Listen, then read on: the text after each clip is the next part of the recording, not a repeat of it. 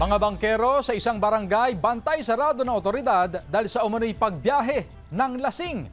Narito ang report. Sa nakalipas na mga taon, madalas daw makatanggap ng reklamo ang mga opisyal ng Barangay 1 sa Dagupan City, kaugnay sa mga bangkerong nasa impluwensya ng alak habang bumabiyahe sa mga island barangay. Dahil dito, isa-isang kinausap ng mga barangay official ang mga bangkero upang matugunan ng reklamo at matiyak ang kaligtasan ng mga sumasakay ng bangka. Binigyan ko sila ng tent. Ang problema, doon sila nagtatambay, mag-isa nagiinuman yung mga kondoan. Kaya sabi ko, kung hindi kayo, kung pareho pa rin gagawin nyo, tatanggalin ko na ito. Noon, ngayon wala na.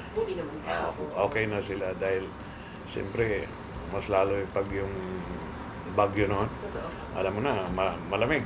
Ayon sa punong barangay, hindi napapayagang bumiyahe ang sinumang bangkero na mahuhuling lasing o nakainom ng alak. Aminado ang ilang bangkero na nakagawian na nilang uminom ng alak habang naghihintay ng pasahero. Pero itinigil na nila ang pag-inom simula nang kausapin sila ng mga opisyal ng barangay. Siyempre, ay nanalala nila yung safety ng mga pasahero. So dapat lang po talaga na Oo. Pagka nakainom sila, ma'am, dapat hindi sila bawal pumasada. Para safety yung mga pasaheros natin na ma'am.